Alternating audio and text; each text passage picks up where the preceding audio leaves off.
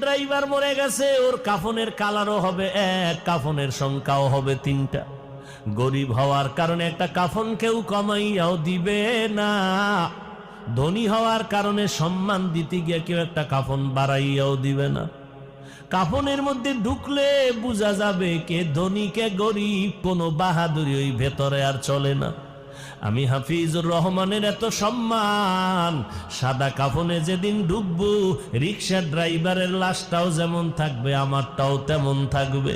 আমার কাফনে লেখা থাকবেন আমি বক্তা, রিক্সা ড্রাইভারের কাফনে লেখা থাকবেন এটা গরিব ড্রাইভার।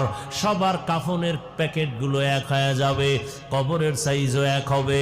শোয়াইয়া সবাই যখন মাটি দিয়া বিদায় নিবে, আমাকেও 3টা প্রশ্ন করবে, আপনাদেরও 3টা প্রশ্ন করবে, হিন্দুদেরও 3 প্রশ্ন, সবার বেলায় একই প্রশ্ন। স্কুল কলেজের মাদ্রাসার ছাত্রদের পরীক্ষার প্রশ্নপত্র ফাঁস হইয়া গেলে দেশ জুড়িয়া আন্দোলন চলে, লেখাপড়ার ড্যাম হয়ে গেছে। আর আমার মাওলার কুদরত উল্টা তাকায় দেখ, কবরে যাওয়ার পরে তোমার পাশ করার জন্য 3টা প্রশ্ন করা হবে। আমার আল্লাহ নবীদের দিয়া কোরআন দিয়া প্রশ্নপত্র ফাঁস কইরা দিছেন, এরপরেও যদি পাশ করতে না পারো জোতার বাড়ি আর ক্ষমা না। কেমনে বুঝাইলে মানবা?